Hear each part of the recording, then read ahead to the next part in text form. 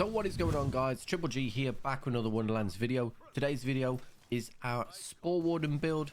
So if you enjoy this video, please consider subscribing to the channel or join us over on Twitch. We stream 5 times a week, and otherwise, let's get straight into this video. So as you can see from the footage on your screen at the moment, this Sporewarden build absolutely destroys Chaos 20 and anything that you put in front of it.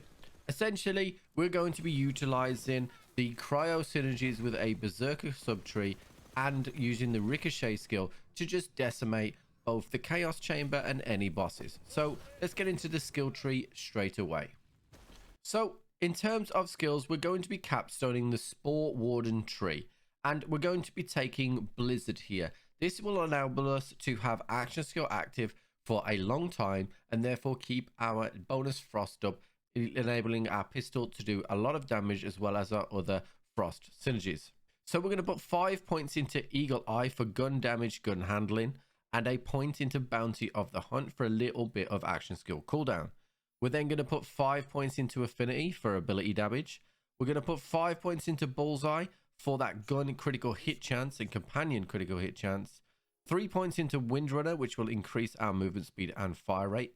A point into Medicinal Mushroom to give us a res when needed. A single point into Cold Shot. This will give us gun damage and damage resistance. A point into Headhunter for some more gun damage. 3 points into Wrath of Nature. Now this is a very critical skill. I have 2 from my class mod and we'll go back on this a little bit later. And finally, we're going to be capping out Play the Angles, which is going to give us this ricochet ability. Then onto the Berserker tree, we're going to put 5 points into Ancestral Frost for our frost damage. We're going to put 3 points into Icebreaker, 5 points into the Old Ways for bonus damage and reduction. Instinct, we're going to put 2 points in here for some reload speed. We're then going to put 2 points into Cold Snap for some efficiency. And finally, 1 point into Relentless Rage, which means that when we are dealing damage in our Save Our Soul, we will partially restore and keep ourselves up, which will buy time to get our Medicinal Mushroom. In terms of the hero stats, full crit damage, crit chance, and then I went for some ward. You could go for some cooldown as well if you wanted to. Village Idiot will work very, very well here. We're going to be using our guns for our main primary damage, so that's what will work really good here. In terms of the inventory, you're going to want to find yourself a snowballing liquid cooling of the nerves. Now, I do have a video specifically about this weapon because it is pretty much the best weapon in Wonderlands. So look out for that in the videos on my YouTube page. Now, if you don't have this weapon yet, any cryo pistol will do, but this one just stands out as its special ability will mean that it will not overheat when it crits. So you really do want this. Then you'll see that I don't have anything else slotted because, to be quite honest, I don't use anything else.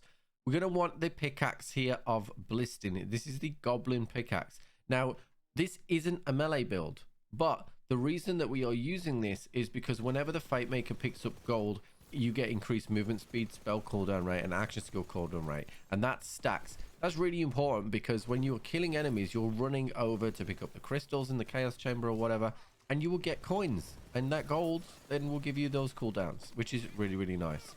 The anointment here is while action skill active, increased frost damage on our pistol, increased overall damage on our shield, which is increasing gun damage, and then on our spell, which is increasing gun damage as well. These are all different anointments so that there is no problem with stacking and you will get a good amount of damage. Now, the Buffmeister is also essential here.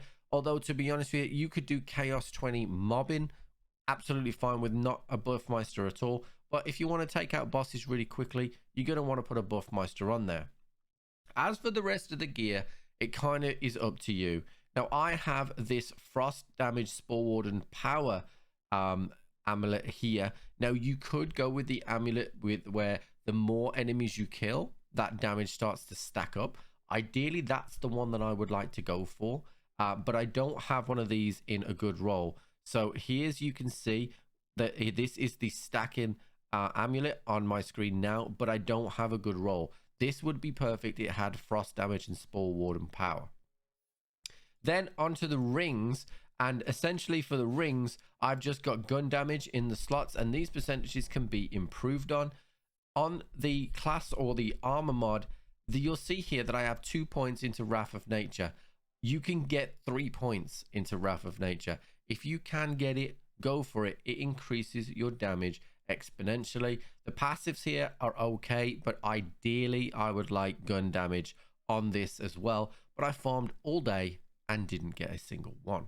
Finally, just to circle back to this shield, the reason I take this shield is for the 10% frost that you get, and you get some a bit of damage resistance as well, which is pretty nice, and the movement speed, which is never to be hurt. In terms of gameplay loop, it's really simple. Most of the time you don't really even need to use your action skill, but just know that as soon as you pop your Buffmeister and your action skill, you are juiced up to the 9s in damage. You will decimate anything in front of you, and sometimes these ricochets that come off the capstone will do insane amounts of damage. Absolutely insane. I have done things that you saw at the start of the video that I have no rationale as to why they've ricocheted for so much damage, because 1 minute you're just shooting your gun normally and hitting crits, and the next minute the whole map has been decimated.